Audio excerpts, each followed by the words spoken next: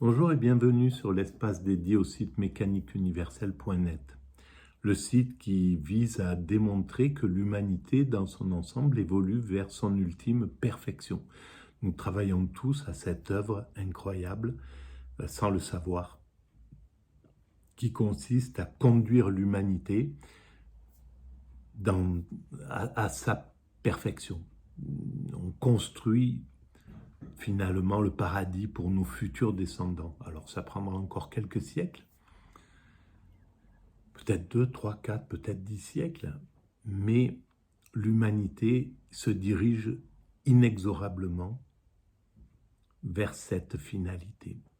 Et depuis qu'elle s'est séparée des autres primates, depuis que nous nous sommes séparés des autres primates, depuis que nous avons quitté les lois de la nature, que nous sommes sortis des lois de la nature pour les lois de la culture, ou plus précisément que nous avons fait évoluer les lois de la nature en lois de la culture, parce que l'origine de notre façon d'agir, on le tire de l'époque où nous étions des primates naturels, où nous fonctionnions vraisemblablement comme les chimpanzés aujourd'hui.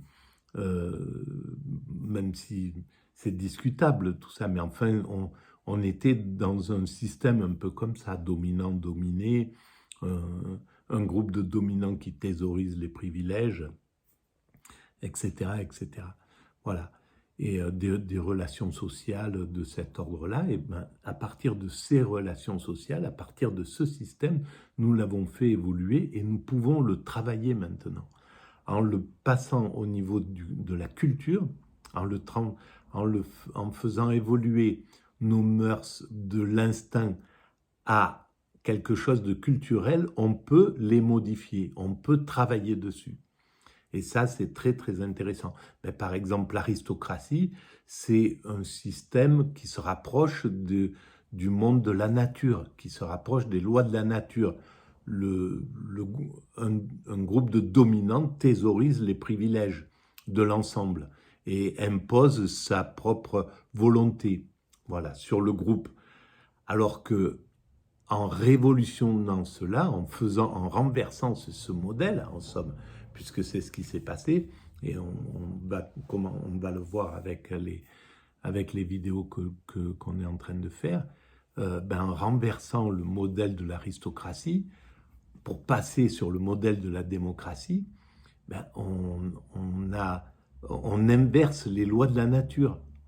C'est le groupe, c'est le peuple qui est souverain. Donc c'est le peuple qui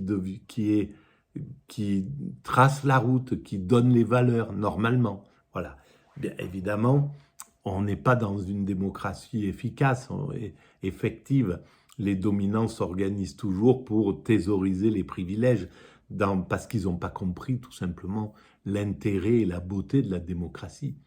Et donc, on est encore dans ce moment un peu archaïque. Mais dans 50 ans, ou même avant peut-être, et peut-être après, peut-être il faudra un siècle, mais on atteindra un système où le peuple réellement, un peuple éduqué, parce que si c'est un peuple ignorant et un peuple que les médias formatent pour être binaire, raciste, je ne sais pas, enfin bref, pour être agressif et ça servirait à rien évidemment, mais ça aussi on arrivera à le compenser, on arrivera à le faire évoluer. Alors, je suis en train d'utiliser une émission de France Culture consacrée à François Châtelet, qui lui-même se consacrait à la réflexion sur l'évolution de la raison à travers les âges. Et là, c'est le chapitre 10/20, il y a 20 vidéos, l'exécution de Charles Ier à Londres en 1649. Ce qu'il a comme de bouleversement, et on va voir comment les philosophes de l'époque, c'est-à-dire Hobbes et Locke, Thomas Hobbes et John Locke, vont apporter quelque chose à la raison, justement. Donc je lance cette vidéo et étaient des initiateurs On va voir maintenant comment Thomas Hobbes, je suppose, ce qui appelle l'élaboration d'une théorie politique. On voit en quel sens, j'ai dit au début, que Machiavel et Jean Bodin étaient des initiateurs. On va voir maintenant comment Thomas Hobbes et John Locke, deux penseurs anglais, vont être les fondateurs de la théorie politique. Thomas Hobbes est un médecin. C'est même le médecin de la cour d'Angleterre. C'est un penseur matérialiste. Matérialiste autant qu'on pouvait l'être à l'époque. Je veux dire un matérialiste qui ne s'affirme pas athée, mais qui probablement devait l'être. En tout cas... Et là, c'est là où on voit les grands bouleversements de la pensée. Quand, si vous écoutez toutes les vidéos qui ont été faites à ce moment-là, ou même si vous allez, il y a le lien en général de ces vidéos sur France Culture, on voit la montée de la raison et comment cette raison, comment le spirituel progressivement est mis de côté au profit du matérialisme. Et on arrive là dans une vraie force du matérialisme, avec les conséquences que ça a, parce que c'est déséquilibré quand il n'y a que le matérialisme et qu'il n'y a pas l'autre pied qui repose sur le spirituel, ben on va dans un excès matérialiste qui instrumentalise l'homme, qui le déréalise, qui en fait que de la chair, que de la... voilà, on lui enlève son côté divin, et donc ça devient une somme de chair, d'organes, voilà, et c'est assez pitoyable, hein, et ça pose un problème. Aujourd'hui, ben, on en voit les conséquences. Il prend des leçons de politique donc, Thomas dans Hobbes, la lecture des Grecs, et il se trouve, c'est là une notation importante, que c'est le premier traducteur en langue anglaise de l'œuvre de l'historien grec Thucydide, qui passe pour être l'inventeur en quelque sorte de l'histoire rationaliste. Thomas Hobbes est un philosophe dans la lignée classique des philosophes aristotéliciens. Il étudie l'être tel qu'il se présente selon ses divers niveaux. Et on a vu que Aristote, justement, il a, par rapport à Platon, il vient de l'école de Platon, mais Platon était équilibré le spirituel et le scientifique. Et Aristote va commencer justement à privilégier le scientifique, en somme, à privilégier le rationnel. Mais on comprend alors pourquoi c'est plutôt Aristote qui est choisi plutôt que Platon. Il lui arrive séduit et convaincu par la nouvelle physique, celle de Copernic et de Galilée. C'est-à-dire que dès lors, la Terre tourne autour du Soleil et non pas l'inverse. De construire une nouvelle théorie de l'être qui corresponde à la nouvelle mécanique. C'est-à-dire que là, c'est pas la Terre, c'est pas l'homme qui est tout puissant et puis qui est vraiment le divin, c'est lui et le reste ne l'est pas, en somme. Et là, d'un seul coup, le monde est différent. Le narcissisme religieux perd de l'autorité, perd du pouvoir au profit de la nature. La nature prend le pouvoir. Et c'est pour ça qu'on voit à cette même époque Spinoza qui vient en disant « Dieu, c'est la nature ». Mais il a raison, évidemment, c'est aussi la nature. Simplement, il y a autre chose, il y a quelque chose de transcendant. En disant ça, ceux qui se sont engouffrés derrière et qui ont écarté Dieu, alors que Spinoza n'a pas écarté Dieu, mais qui ont pris que la nature, eh ben, ils ont enlevé le divin derrière, qui était là. C'est pour ça que sur la mécanique universelle, j'écris Dieu est dans l'atome, il est dans la nature. C'est la nature, c'est les atomes qui composent tout, mais il y a Dieu. Il ne faut pas rester à l'idée que c'est que de l'atome. C'est autre chose, il y a du spirituel derrière. Il s'y emploie avec un certain brio, et à l'époque où Descartes élabore son système, Hobbes élabore un autre système, je répète, beaucoup plus matérialiste que ne l'est celui de Descartes. D'ailleurs, il y a une correspondance entre les deux penseurs qui, manifestement, ne se comprennent absolument pas. Ça, c'est vraiment intéressant. Après avoir élaboré... Parce que, voilà, Descartes est encore avec le spirituel. Il essaye de maintenir le spirituel. Et Hobbes veut s'écarter de cette chose-là. Et on voit à quel point c'est pathétique, parce que quand on le regarde de l'extérieur, ils ont tous les deux raison. Il fallait que Hobbes sépare le religieux du politique, du politique ou du scientifique pour pouvoir faire une science sans être embêté par les interdits religieux. Et il fallait aussi qu'on préserve le religieux parce que l'humanité doit marcher sur ses deux jambes. S'il n'y a pas le spirituel, s'il n'y a plus que le matériel, eh ben l'homme, ça devient qu'un instrument. Et c'est ce qu'on voit aujourd'hui, il n'a plus aucune valeur. L'homme, on peut le massacrer, le tuer. Voilà, certains ont beaucoup de valeur et d'autres n'en ont plus. Les Occidentaux ont une valeur inouïe et certains Occidentaux ont une valeur hallucinante. Et donc, faut les bader, les préserver, suivre leur enterrement, regarder enfin, pleurer leur vie, avoir pitié de leur souffrance, etc., etc. Et puis, d'autres peuvent être dans le ruisseau, abandonnés sur la montagne, je ne sais plus où, du Crac ou ailleurs. C'est une honte, quoi.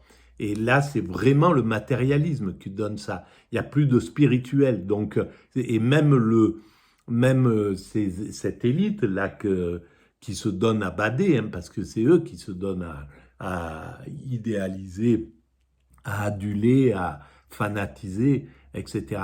Mais même eux, ils sont plus que de la valeur. Ils ont plus de sens spirituel en réalité. Donc, c'est au détriment de tout le monde. Et une théorie du mouvement, Hobbes construit une théorie de l'homme. Cette théorie est profondément originale. L'homme est pour lui corps, matérialité. C'est ça qui est intéressant. Je le découvre en même temps. Là, caractérisé mon intuition était juste. La puissance. Voilà, donc et c'est l'animal. Lorsqu'il écrit c'est ce que nous avions, c'est ce que nous avons, ce que nous avions lorsque nous étions des primates naturels et où on ne s'intéressait pas au spirituel. On n'avait pas l'idée, on n'avait pas encore imaginé l'idée du divin. Et donc à ce moment-là, c'est la puissance évidemment, c'est la domination. Et on peut voir alors l'humanité se comporter exactement comme les primates naturels, c'est-à-dire un dominant, etc., et puis qui doit s'imposer sur des dominés, mais sans qu'on n'y fasse rien, c'est comme ça. Et alors que l'humanité, la réalité, c'est que on fait évoluer ça. Ça, c'est la fatalité. On est encore comme ça. On était encore comme ça à l'époque de Hobbes, mais ça a changé, ça a évolué, c'est plus pareil. Et maintenant, c'est comme ça aujourd'hui, mais ça va évoluer et ça va devenir, on va vers la perfection où il y aura le spirituel et essentiellement le spirituel d'ailleurs. En latin, c'est précisément le mot potestas qu'il emploie. L'homme est un être qui peut. Nous dirions maintenant... Et ce n'est pas du tout, d'ailleurs, déformer la pensée de Thomas Hobbes, que l'homme selon lui, est désir, et que rien ne lui est interdit de ce qu'il désire. Il n'a d'autre limite à sa liberté, donc. nous dit Hobbes, C'est le narcissisme. que la capacité qu'il a de désirer. Et donc, ça remet en cause, en fait, l'évolution de l'humanité. Parce qu'en fait, l'humanité, on est devenu humanité parce qu'on a frustré les dominants primates qui font ce qu'ils veulent. Ils ont envie de ça, ils le prennent, ils veulent ça, ils le font, etc., etc. Donc, le pur narcissisme. Et donc, c'est en frustrant cela, en faisant et ça a engendré des pathologies, hein, ça a engendré la névrose, etc. Mais c'est ce qui fait qu'on devient une humanité, qu'on tient compte de l'autre, qu'on n'instrumentalise pas l'autre, etc. Que notre désir, on peut le frustrer pour ne pas maltraiter ses congénères, etc. Et donc, c'est un retour. C'est pas un retour, mais c'est un excès. Face aux problèmes politiques qui se posent, Hobbes s'interroge sur la question de la souveraineté légitime. Il part tout naturellement de l'homme qui constitue la société.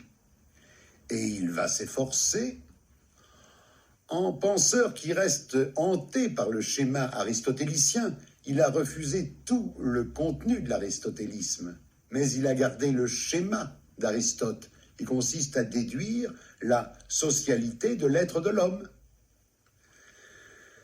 Il va partir de cette idée que l'homme est désir, que l'homme est puissance. Il va donner... Voici Nietzsche donc et Hobbes au travail. c'est marrant ça. Partant de ce présupposé que l'homme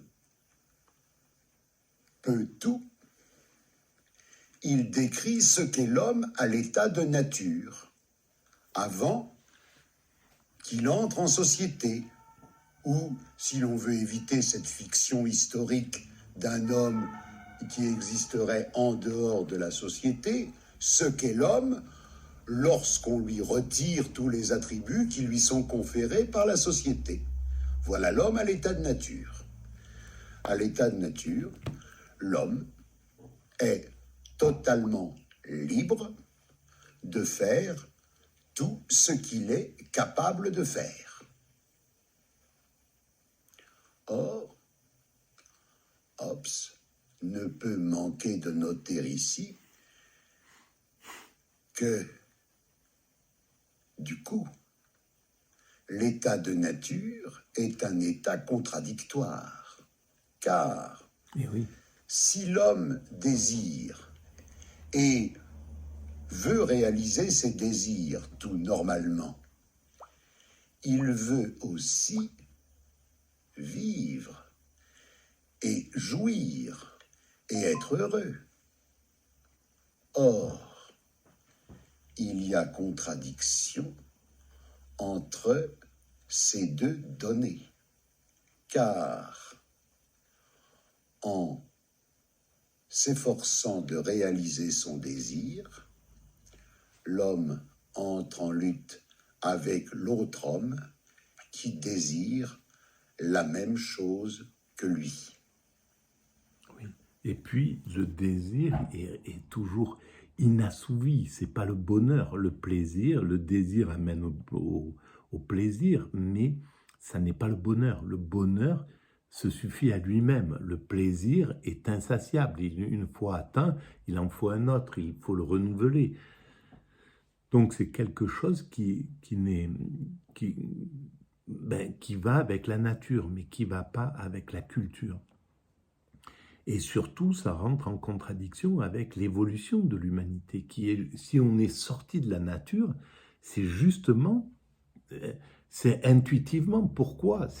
On n'a pas décidé de sortir de la nature, mais si notre vocation, ça a été, la vocation de l'humanité, ça a été de quitter les lois de la nature et d'en faire les lois de la culture et de devenir cette humanité, il y a un sens.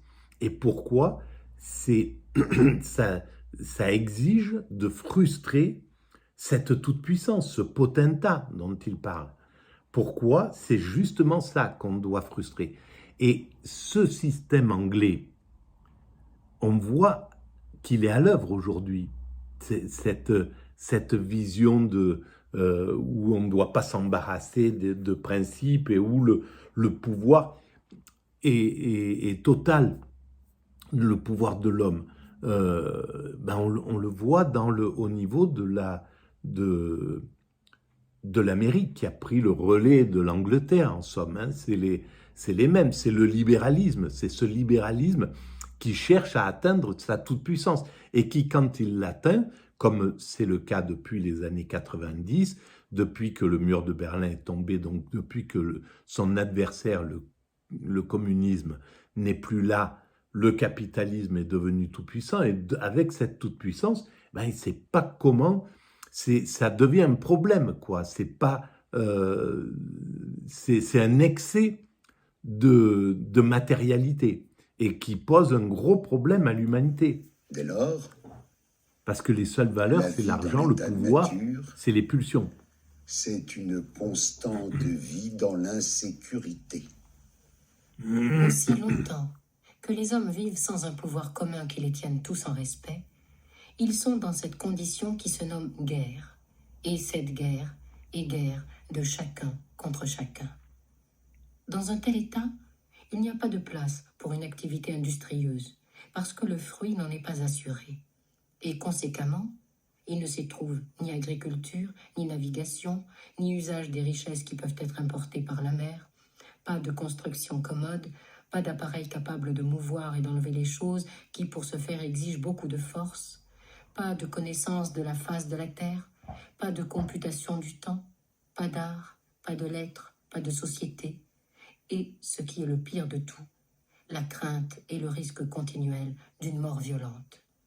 Voilà, donc ça c'est la constatation. Alors à ce moment-là, devant cette constatation, il y a deux solutions. Soit on remet du spirituel et donc on essaye de faire évoluer la morale religieuse en éthique laïque, on va dire, soit on oppresse, soit on met dans cette politique, on met du gendarme en somme, qui va réguler tout ça, mais pour le marché en fait, parce qu'en fait ce dont il parle, c'est essentiellement pour que le business continue, pour que ça se fasse tranquillement.